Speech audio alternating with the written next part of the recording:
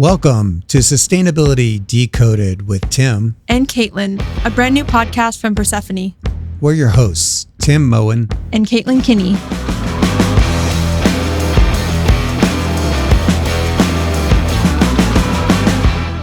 On our podcast, we break down what's happening in climate, sustainability, and ESG. That stands for environmental, social, and governance, by the way. And it's totally fine if you don't know what that means. Not everybody does. And that's why I'm here. I'm a 20-something climate science nerd who's as confused and anxious as most people are. But I'm also hopeful of what our future looks like. We want to make sure that both sustainability nerds like Caitlin and the sustainability curious enjoy our podcast. Yep. And like a lot of our guests, Tim is one of the OGs in the field. By the way, Caitlin, the first time you called me an OG, I had to go look it up. Yeah. Why am I not surprised, Tim? But you know what? We shouldn't keep our listeners waiting any longer. Let's get into it.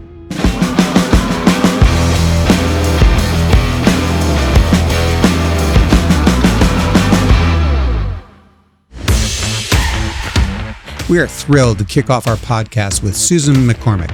Susan, or Suze as we fondly call her, is a partner at the international law firm of Morrison Foerster. We often call them MoFo. She chairs the firm's energy and social enterprise and impact investing practices. In this episode, we talk about how businesses are being held accountable for their social and environmental impact beyond the Glossy sustainability report. On our show, we also tackle how we can move from being, quote, doomers to actually affecting positive change. So I moved west purely for a boy who I was dating. And that's how it goes. I know. He was living out here and said, I'm not moving to New York, come on out. The water's warm. And so Suze did. But in 2001, the bubble burst, otherwise known as the dotcom bubble. I was a corporate lawyer representing corporate interests, facilitating the movement of money, primarily in the private capital markets.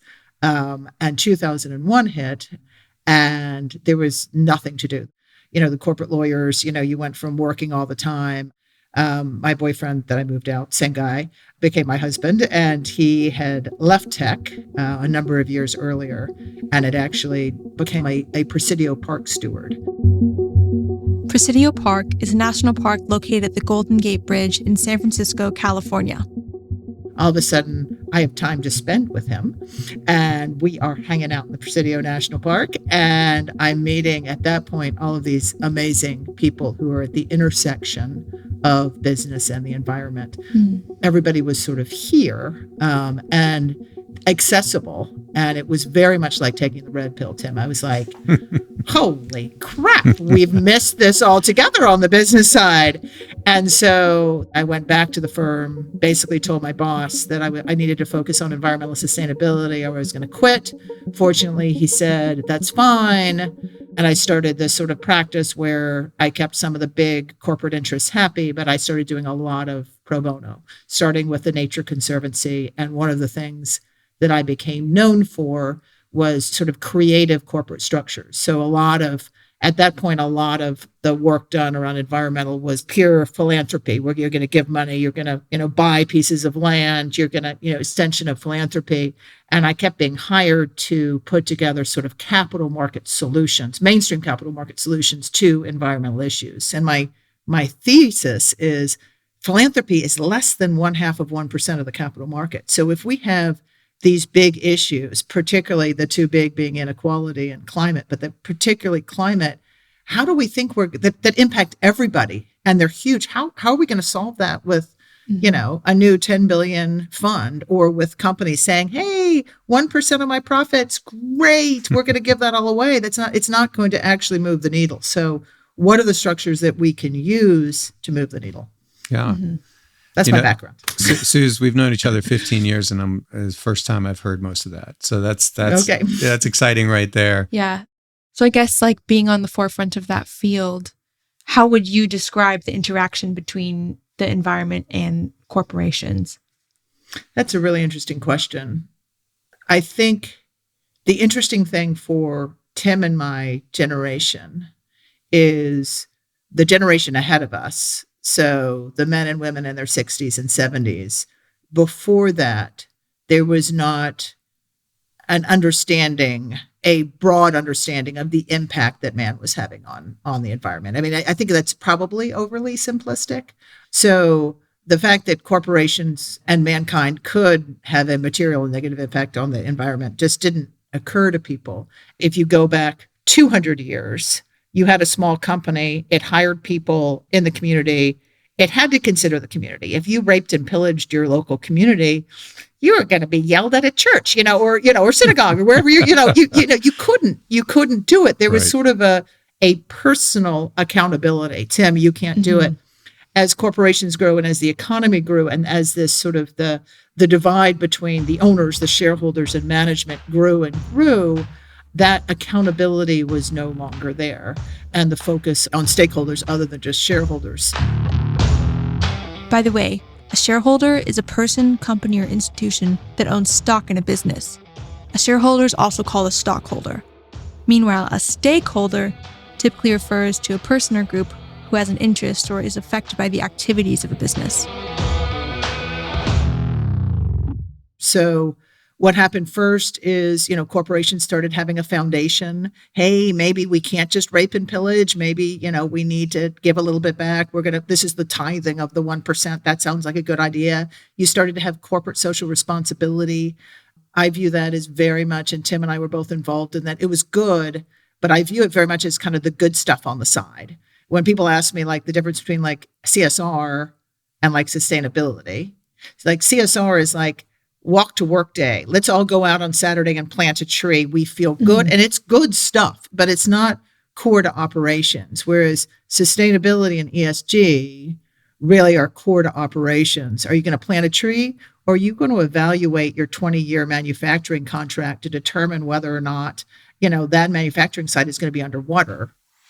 It's such a great framing that you gave, Suze. And I think that, when I worked for Apple, we did a lot of good in that supply chain purely voluntarily by, the pressure from public opinion and the press. But now I feel like we're coming full circle. And this gets into the real meat of the topic with you, Suze, about, what is a corporation about? Because it's beyond that sort of superficial, reputational kind of programs that corporate responsibility has always been about. And now it's starting to become the very core, the fabric, if you will, of what a corporation does and is. So maybe you can use that as a segue to tell us a little bit about your work on what is corporate form. What is corporate form? Yeah, corporate form is I define corporate form as the scaffolding, as the envelope that goes around a company that determines how it operates, and it goes to governance in addition to the actual corporate structure. So is it a legal document that you use to set up a company, or? It's part of it is a legal document that is used to set up the company, and part of it is the framework, the board, the management, how you actually structure the oversight over the company and its operations. It's both. Does it include company values and kind of the purpose behind the company as well? It can. In different ways. That's part. You could have a board. Many companies say we're going to actually have a credo or a purpose that is adopted by the board, and the board commits. This is with any different form that they are going to operate pursuant to that corporate purpose or mission. The issue with just taking those voluntary methods is that there, especially in the U.S. public markets, but also in the private markets, there are a lot of incentives that drive companies, management, and the shareholders to want to have short-term returns at the expense of the environment, the employees, the community. There are a lot of incentives. That is a broad statement, but there are no incentives to take into account for a company to take into account the other stakeholders. So for 100 years or so, corporate form didn't really change. And over the last 12 years, it has changed substantially. And that's really exciting. So we always hear about shareholder primacy, right? Like the primary reason a company exists is to create return for its shareholders. Is that what you're talking about? Is that the piece that's changing? That's changing. There are a lot of people like me who don't believe completely in shareholder primacy. By the way, shareholder primacy is just a fancy way of saying that the interests of the shareholders, which are really about making a profit, are king. But what there is a lot of risk for a company that takes actions that don't yield, positive financial returns for shareholders. And if you're, board and management, remember sustainability, that term means not just environmental sustainability or sustainability of your workforce. It also means, financial sustainability. You can't keep employing people and doing good in your community unless you stay operational. So it really means all of those. Here, Suze dives deeper into the corporate form and public benefit corporations, also known as PBCs. The underlying corporate form, which is very different state by state, and I'll refer to the Delaware Public Benefit Corporation, you are actually shifting fiduciary duties. So board and management have a duty not just to make money to shareholders, but they can have a fiduciary duty to the mission, to a public benefit that they define in their charter. So they determine what it is. And the key is any company could have a manifesto, a credo, a mission they embrace. But if they don't, so what? If they do and the stock price drops, they may get sued. If they don't, there's no enforcement. There's no accountability. They don't have to report on it. Nobody can make them. But with a public benefit corporation, you have that codified in your charter. And then shareholders can actually sue and say, hey, dude, ladies and gentlemen of the board, you have a duty to this mission and you're not living up to it. So that it's really a game changer in corporate law. Are there examples of where companies have been held accountable legally, for what's in their charter documents in terms of shareholder primacy on one side versus, thinking about people on the planet on the other? The answer is shareholder primacy. Yes, there is, a ton of case law about, how you need to operate as a company for the benefit of your owners, which are your shareholders. There is some case law. Craigslist is one that considers what happens when a board and management consider things other than the pecuniary interest of shareholders. But none of the new forms have been tested in court yet. So that is one risk. What's the difference? How would you define the difference between a B Corp and a normal corp, let's say?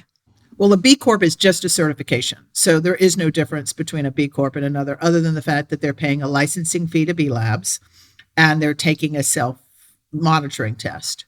The difference between a public benefit corporation in Delaware and every state, so states get a state charter. That's why I'm talking about Delaware. There's some of these in different states and they're different state by state. But the public benefit, the difference is, to me, it's a difference between may and shall. So this goes back to Tim's shareholder primacy point.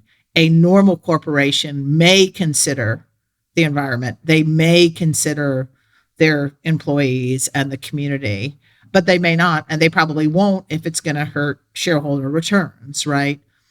On the flip side, a public benefit corporation must, as long as you codify it in the charter and you define it, it's a shall. You are required, you have to granularly report, and then you can be sued if you don't. And the fascinating thing to me is there are now 17 publicly traded PBCs. So this has gone from 0 to 60 very, very quickly in the capital markets. So we've talked about corporate form and PBCs as being like the scaffolding. Here we get into the energy transition and what that road looks like. What I am very interested in seeing is whether some of the big industries will convert and then have protection so that the shareholders can't sue them if they're not as valuable for a short period of time or a longer period of time because they are shifting. So, for some of these industries, it's going to be, okay, they're $100 now, they're going to be worth $0 in 50 years. So, do we want to settle at something where they're worth $40 or, because they've transitioned, but they've survived. And part of that is for environment. It's to protect the communities and the workers and everybody else, which doesn't work if you just say, okay, they're emitters, they're all bad, let's cut them off. We've got to come up with other solutions. The whole divestment argument, I'm 100% with you, Suze. I don't think it works. And I actually think you need not only the expertise, but the capital from oil and gas in order to go on the journey to actually achieve the energy transition. You can think of divestment as kind of like being the opposite of investment. So selling or withdrawing assets, but for some financial, political, or ethical reason. Take, for example, my parents taking my phone away because I stayed out too late. My phone is being used as political leverage. I was on the run-up to the Glasgow COP26 conference. COP26 means the 26th UN Climate Change Conference of the Parties. In 2021, the conference was held in Glasgow in Scotland. There was a TED event in Edinburgh, and the CEO of Shell, Ben van Beurden, was on stage. And, this very angry young person, probably much around Caitlin's age, but much angrier, got up on stage with him, and they were having this wonderful panel, at which point she really just started screaming at him and left the stage. And it was like one of these moments where everybody didn't know what to do. There was a bit of panic. So I think the younger generation really does feel a lot of outrage about oil and gas and why haven't we solved this problem already? So that's one. The other one is also very much in the news, which is the whole Ukraine situation and what corporations are doing to basically divest in Russia because of their aggression against Ukraine. And it made me think about my youth in South Africa during the apartheid era, when, in fact, buying any goods that supported that regime was bad, and we didn't want to do that. And I think arguably you could say that divestment campaign worked against South Africa, and you could say perhaps the sanctions against Russia will also bring them around, hopefully. The global movement for fossil fuel divestment is a campaign asking institutions to move their money out of oil and gas companies. So there may be a place for this, and certainly I think the young people see it as a viable tool. So I'd like to just get your thoughts with those kind of interjections. I think it can be part of a tool. I want to have both carrots and sticks, just like litigation. I think litigation, particularly around disclosure, is a very powerful tool to force people, because I don't think, the color glossy sustainable report, now, you kind of say whatever you want to say about how good and green you are, having some more rigor there, but having both the carrot and the stick. So, okay, divest unless you show a significant commitment to energy transition. I mean, I actually think that it's only things like the divest movement that will cause the oil and gas companies to convert. So I think I don't disagree. And I think the other pressure that Caitlin's generation and we all need to put on is all of the companies that are upstream or downstream from oil and gas. So they're upstream, the technology company that's providing the cloud technology to allow the oil exploration. Who's holding them accountable? I mean, Chevron can't do it without that, and they get tons of revenue. So that's the upstream, and the downstream is all of us. All the people who are flying in their private jets to Davos and to COP and using an incredible amount of traditional oil and gas. Are we holding them accountable? Mm-hmm. Or are the energy companies just like the coal companies? We've had a big party at their expense, and then we're going to hang them out to dry. I think the responsibility, the public, the shareholder base, the stakeholders need to hold accountable the upstream, anybody who draws significant revenue from oil and gas, and not necessarily cutting them off, but, if you've got something that big oil needs, why wouldn't you make it conditional on some behavior change that they have? And downstream, all of us should be fundamentally changing our behavior so we're less dependent. Because, I get the person who's screaming on stage, I lose, Tim, I lose sleep. This is not, I didn't just wake up at a big law firm and think, I'm going to market in this, but I can't sleep at night because of this. And we need to do a whole lot more. Yeah, no doubt. Yeah, I think it comes and goes in waves for me as well. There are some days I wake up and it's hard to even have the motivation to get out of bed because it's so scary in that way. And then there are some days where you feel more hopeful. You see a bit of news that's good. But yeah, I totally relate. And I think a lot of, young people feel the same. I saw this piece in the New York Times that said, how the Gen Zers say, okay, boomer? Well, they have a new one that's okay, doomer. Yeah. That you got to lift your head out of the doom and gloom sometimes to feel enough optimism to actually help solve these problems. I mean, this is our future. We have to live in this world. And for me personally, it's much harder for me to think about the future in a doom mindset. How am I supposed to go about living now if I have to think about that constantly in doom? I think that, you have to just find a way to push through. That gives you hope to make change and work for it and, try whatever you can.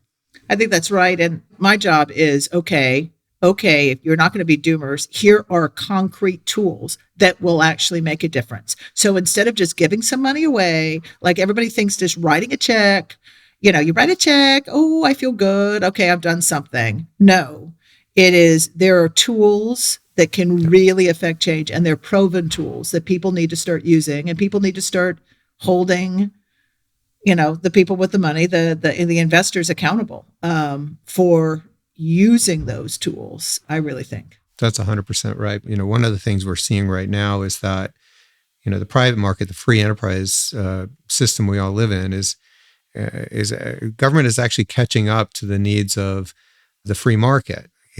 Never thought in my entire life as an avowed tree hugger that I would be hanging on every word of an avowed capitalist like Larry Fink, the CEO of BlackRock.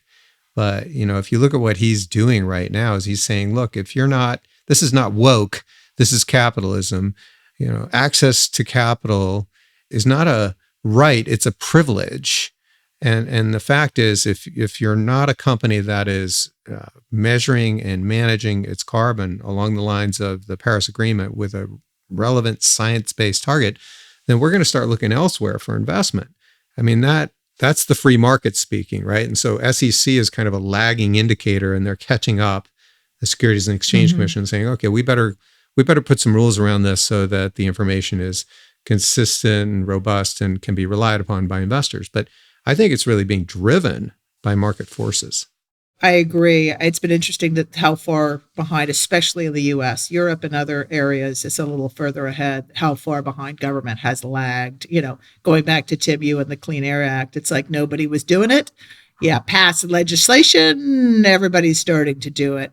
Again, I worry, though, with regulation. And then again, what I see in the legal community, the lawyers who are advising all these corporate interests, it devolves into a compliance exercise. It devolves into, okay, what do the rules say? And this has to be more than that. But I mean, the good news for the next generations is, at the very least, we older folks have come up with some things that actually work in the mainstream capital markets from a disclosure perspective, from corporate form and governance, and from financial instruments in these performance-linked bonds that can really affect change. So how do we get broad scale adoption? I was just thinking as we were going through all of the current events and foundational elements of sustainability and where it's going. Young people has been a recurring theme through this conversation. And Suze, you're the parent of 3 young boys. Where are their thoughts about sustainability? Are any of them, do they want to follow in the mom's footsteps or dad's, or where are they going? Well, I do have 3 boys. They are 18, 15, and 12. They have grown up with this being a fact, like gravity. So the oldest cares about sports really above all else. So if I called him today, he would say, yeah, we got to solve that climate thing. Yeah, got that. But, let me focus on sports. The middle one actually thinks he does want to be a lawyer. He's actually just been accepted to a program in Oxford where he is going to be studying law related to climate science. And the 12-year-old came home from school yesterday, posted homemade signs I could show you in each of the bathrooms with each of our names that he had made and printed out, and the amount of time we were spending in the shower, because he has determined we are spending too much time in the shower. I am not kidding. And I didn't know you were going to ask me this question. That's awesome. And so with the pen attached, so when I got out of the shower to prepare, because I wanted to prepare for this podcast, I had to write down and time myself and write down the amount of time, because it is one of many factors that he believes is leading to contribute to the climate change. So when I'm talking about upstream and downstream, I'm talking about me too. So there you go. That's awesome. That is such a great story.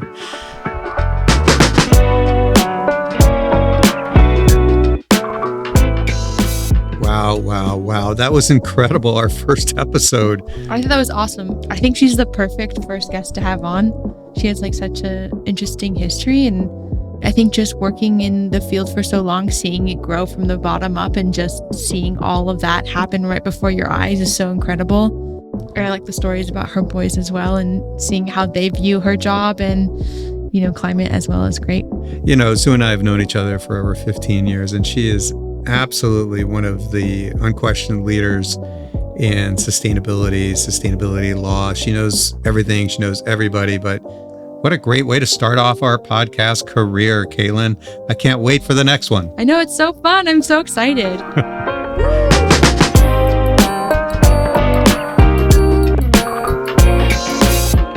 Before we go, please don't forget to subscribe to Sustainability Decoded with Tim and Caitlin on Apple Podcasts or wherever you get your podcasts. While you're there, it would be great if you could rate and review the show. Thank you all for listening, and we'll catch you in our next episode. Sustainability Decoded is produced by our incredible team at Persephone and Human Group Media. If you want to learn more about Persephone and our climate management and accounting platform, please visit our website, persephone.com.